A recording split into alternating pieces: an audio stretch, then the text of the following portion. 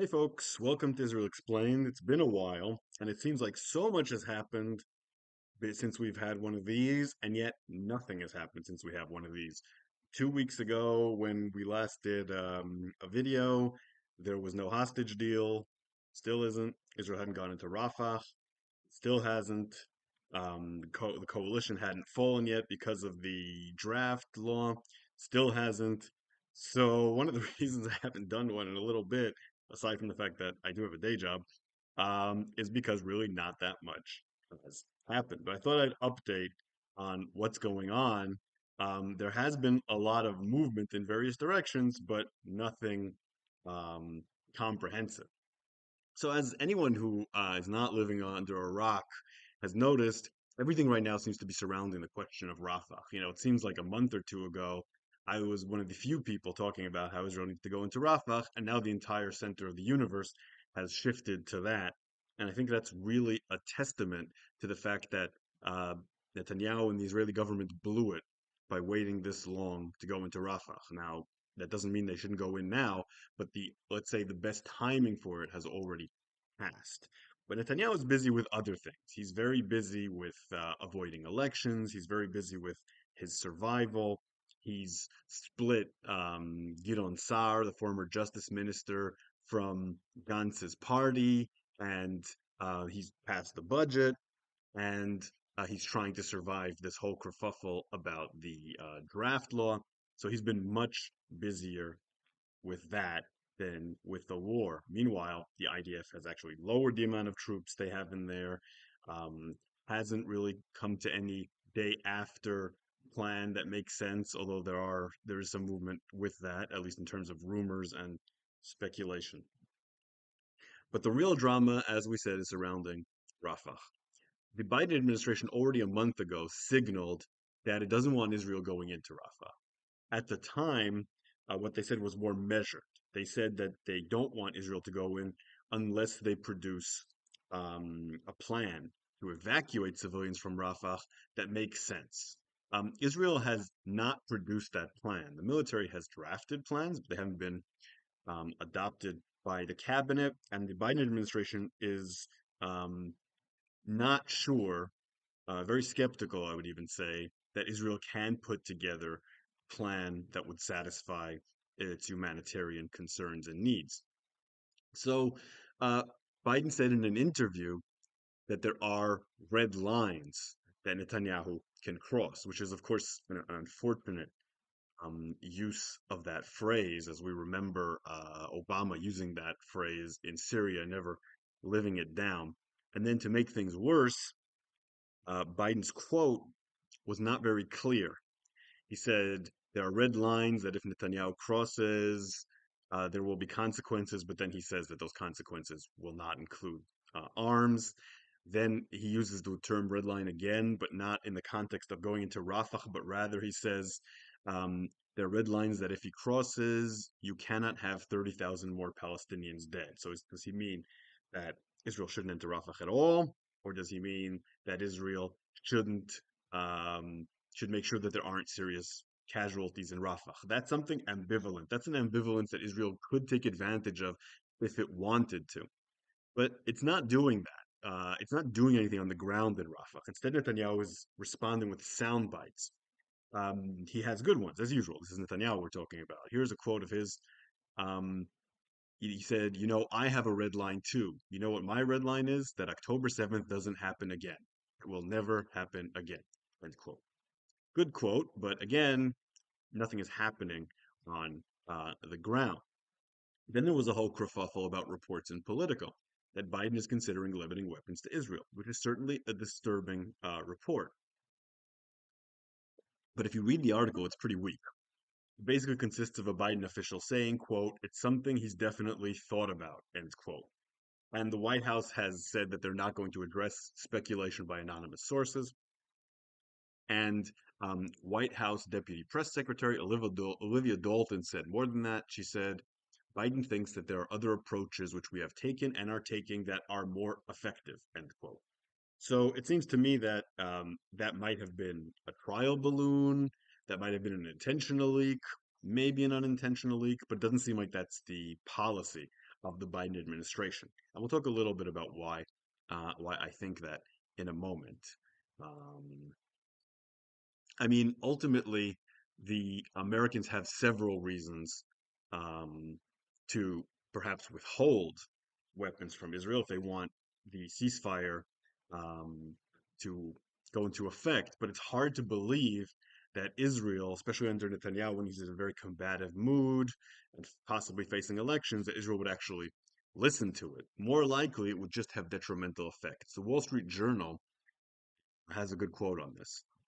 It says, quote, another factor for the administration to consider is that, according to some experts, withholding military aid would reduce pressure on Hamas to agree to release hostages while prompting Israel to make greater use of the unguided bombs in its arsenal in a Rafah operation, instead of the precision-guided weapons the Americans supply. They also write, curtailing U.S. military assistance could undermine Israel's ability to deter Hezbollah. This Iran-backed Lebanese group has been exchanging lower-level aerial attacks with Israeli forces since October. End quote. So there's too many reasons not to do that. And in terms of electoral interests, it's really not clear that abandoning Israel and preventing it from having weapons, which would be a way to truly royally piss off Jews who are pro-Democrat and in the center, um, would have enough of an effect on Muslim Americans who don't want to vote for Biden to make up for it. It's really not clear that that's a winner, and it's also definitely not a winner for Nikki Haley voters in the suburbs, a demographic that Biden is thinking about courting, and which I personally believe are a much more productive avenue for his electoral effort. So I really don't see that. Instead, it's quite possible, and several officials have said this, um, anonymously still, that the U.S. will not veto a resolution calling for a ceasefire if Israel goes into Rafah. That looks like an intentional signal because enough people have said it. It also fits into previous patterns of American behavior. The U.S. has never cut off arms to Israel in the middle of a war, at least not officially. It's delayed them somewhat in the 1973 war, but never cut it off. But it's always allowed a ceasefire resolution to pass once it got sick of Israel advancing. Once it felt that Israel's advancing was against its interest. Did that in 73, did that in 82, done that in several wars. That seems very likely. Of course, that would have to be through Article 6, not Article 7. The U.S. isn't going to support sanctions against Israel. And that kind of resolution would not be good for Israel, certainly not, but it wouldn't be a terrible blow. Israel would already have taken Rafah, would have nowhere to go after that. There would be no sanctions involved. So that would be a good way for the U.S. to signal displeasure without declaring um, war, pardon the figure of speech, on American Jewish voters and on voters in the suburbs. Now, the Israeli government, everyone is saying vocally and publicly that going into Rafah is essential. People think of Gantz and Eisenkot as sort of the more left-wing, soft part of the government, but Gantz met with American officials recently and he said, quote, finishing the war without demilitarizing Rafah is like sending in firefighters to put out 80% of a fire. So the Americans are seeing that everyone in the Israeli government agrees that going into Rafah is essential. And Netanyahu says that too. And Gallant hinted today that Israel is going into Rafah very soon. But remember, Netanyahu says things, and then there's also his actions. He was very hesitant to go into Gaza to begin with. It took weeks before Israel went in. He also had reservations about going into Khan Yunis, and it took longer to go into there than was needed. Now there's all these reservations about going into Rafah. Netanyahu is intentionally slowing down the war. I don't think he wants Hamas necessarily to survive. That's not good for him politically. He cares about Israeli security.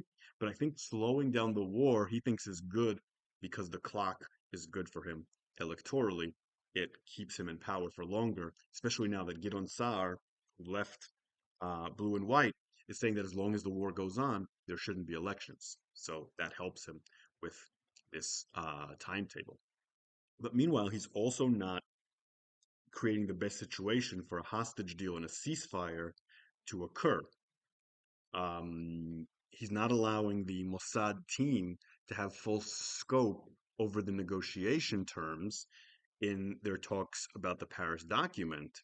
And that is a shame because if Israel is already um, possibly stopped from going in or Netanyahu doesn't want to go in, it's better to take that time to have a ceasefire and get the hostages back than just waste that time. But that seems to be what is happening. I mean, alarmingly enough, he's allowed this to go into Ramadan without going into Rafah and without receiving a deal. And that's exactly what we know that Sinwar wants from internal communications that the Wall Street Journal got their hands on. He wants Israel to go in during Ramadan in order for the conflict to spread. So, on one level, Netanyahu's walked into Sinwar's trap. On the other level, he might want to be in that trap because it lets the clock continue to run. The common denominator of Netanyahu's policies in Gaza is not finishing anything, not getting a ceasefire, coming up with a day after plan, not going into Rafah, and not getting the hostages back. And none of those things are finished. Obviously, it's not all Netanyahu's fault, but there seems to be a desire he has to draw this out as much as possible. And the red line that Biden has created, somewhat vaguely, is beneficial to him. He can turn this into a struggle against Biden. Up until now, Biden has been very supportive, and it's been difficult for Netanyahu to take the stand that he usually takes against a Democratic president, where he's the brave Zionist fighting against oppression, which helps him with his right wing base, helps him rally the Republicans to his side. It's something that he's done several times before with Clinton during the White Plantations talks, with Obama when Obama was doing the Iran talks, and he's going to do it now. This is where he's most comfortable. Just yesterday, he released a statement from a senior official, and everyone was saying this is the most senior official in the media. So basically, everyone knows that it's Netanyahu. He said, quote, "Those who elect the Prime Minister of Israel are the citizens of Israel and no one else. We expect our friends to act to overthrow the terror regime of Hamas and not the elected government in Israel." End quote. Again, great soundbite. And what this is not a foreign policy, it's an electoral strategy. And Biden is playing right into this. This is where Netanyahu is most comfortable. And while he's doing this, he created breathing room by getting Gideon Sa'ar to leave blue and white. So this has been a good few days for Netanyahu politically. It looked like his government was going to fall. Of course, we all know Netanyahu, it doesn't go down that easily. And here he is using the situation to his advantage. I just wish he used the cunning that he has and these abilities to further Israel's position more often, and didn't focus so much on his political survival, unfortunately. So, what about a hostage deal? Where does that stand? Well, it's not anywhere good. Hamas is sticking to demands for a permanent end to the war. They say to anyone who will listen, Arab media, the Qataris, that the emphasis has moved from the hostages to the end of the war and to humanitarian aid. They've also said in various statements that between 50 and 70 of the hostages are dead, leaving about 60 or 70 alive. And then the currency of the hostages is dwindling in terms of what Hamas can get for it, how interested Israel is in returning them, especially since Hamas has been unable and unwilling to produce a list of who's alive and who's dead. Although proof of life for some hostages has been delivered, the Israeli censorship has been very firm on not releasing all the information about that. You know, a little bit, but not very much. Now, there's little question that Hamas has decided to escalate during Ramadan, hoping to get a stronger hand in these negotiations over a ceasefire. And there's been some success with that. On the first night of Ramadan, several Palestinians were killed in the area of Jerusalem when they were trying to throw Molotov cocktails and rocks at security forces, the border patrol, and at motorists. Um, that will continue, or Hamas will try to continue that. Iran is sending in a lot of money and trying to stir up the West Bank and Jerusalem. So the hope that Hamas has is that the West Bank and Jerusalem will join into the fray, and then Israel's strategic situation will deteriorate, increasing their chances of survival. And pictures of people dying in Rafah will increase their odds of achieving that. They want to split Israel off from the United States and from its Western allies while bringing about an escalation. That's their plan for survival and for victory. The fact that this has gone on into Ramadan the way it has, as we're going to Rafah, plays into those hands. Um, Israel needs to, and I always say this, take the initiative now. How does it take that initiative? It needs to ration up the pressure. How does it do that? It needs to start evacuating civilians from Rafah. So first things first, send a plan, the best plan that Israel can come up with, to Biden. Hope that Biden proves it. If he doesn't, do it anyway. There's all of Ramadan to evacuate. Do it anyway. Israel needs to bring in more forces while it's doing the evacuation. One of the things that Israeli intel has noticed is that since Israel cut its forces in Gaza by about half, Hamas has felt much more confident of its survival. While this is happening, negotiate with the Americans. I would say give the Americans other things that they want. For example, guarantee a two-state solution, bring in all the aid you want, whatever you can do so that the United States approves an operation in Rafah. Soften their opposition as much as possible. But no matter what the United States says, go in. Hamas must be defeated. The price diplomatically is worth it in order to defeat Hamas. But Israel has to be smart and have as little opposition as possible while doing it. Okay, so it's been a while since I did one of these, so I have quite a few questions. I don't know if I've managed to get to all of them, but if I didn't, I apologize. We'll start with Fred. Fred gives me a very long story, and I'm not going to repeat all of it, but thanks a lot, Fred. But I will repeat his question. Fred says, and this is about the Haredi conscription law that we were talking about in the last episode. If the Haredi men were uncomfortable engaging in combat, they could do their service in other ways, like working in logistics, supply, acting as medics, or other non-combat roles. Do you think a compromise like this will work? Many conscientious observers end up serving as chaplains and medics in the U.S. Armed Forces. What are your thoughts? Well, I think that the objection that Haredi men have to serving in the military doesn't have anything to do with combat roles or not combat roles. If that was the issue, it would be very easy to overcome. It's about integration into Israeli society. Haredi men and rabbis and leaders feel that the army doesn't have the religious values that they want. They feel that men going into it would become more secular, would lose their lifestyle, that they protect the country more by praying, etc.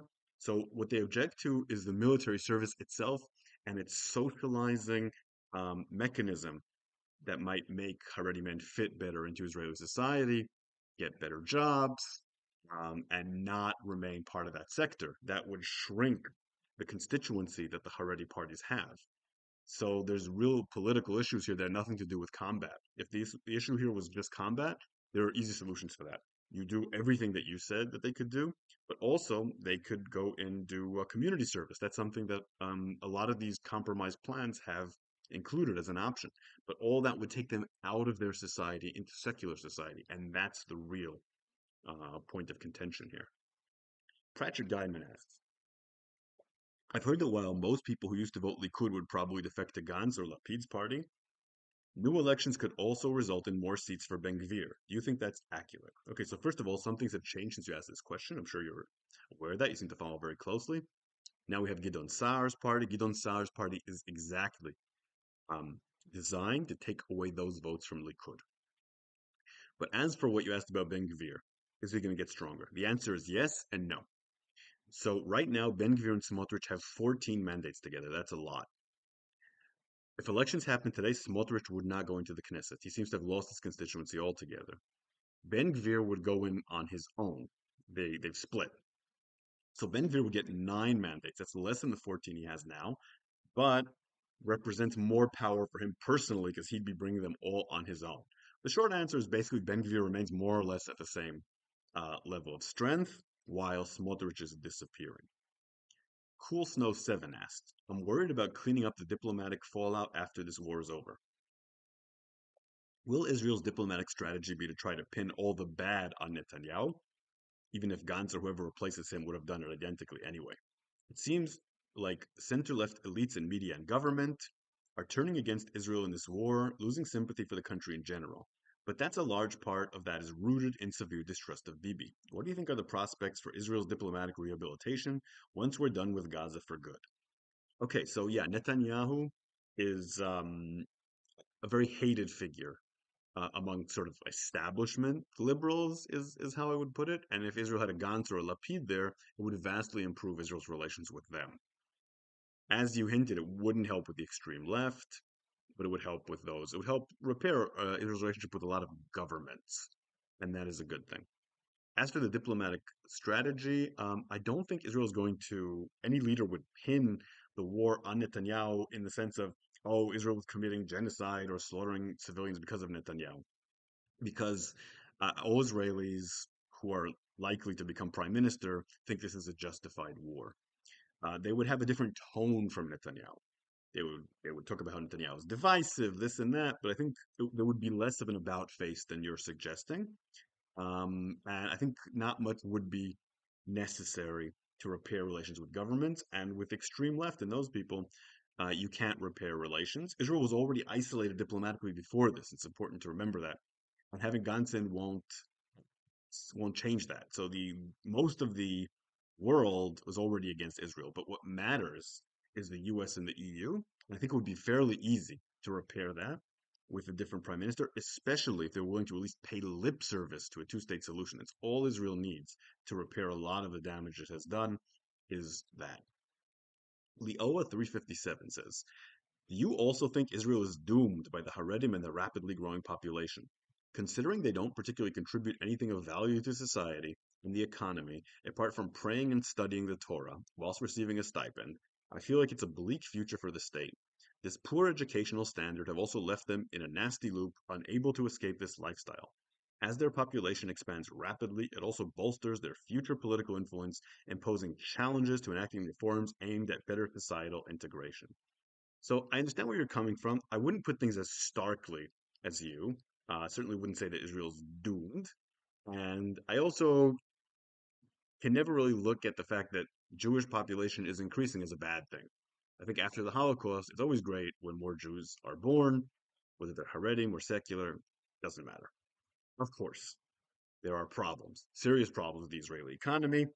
If Haredi um, society continues as it is now, in the sense of contributing marginally to the economy and not going into the military in large numbers, that will have some serious um, consequences for Israel, as you have said. It's important to note that about half of Haredi men and most Haredi women uh, do work in one way or another. Um, but a large number of them don't pay taxes because they don't make enough, and the amount that they get in stipends is larger. And in terms of service in the military, that would need to change too. So my hope is that as Haredim become a larger part of the population in Israel, they'll take more responsibility for the country.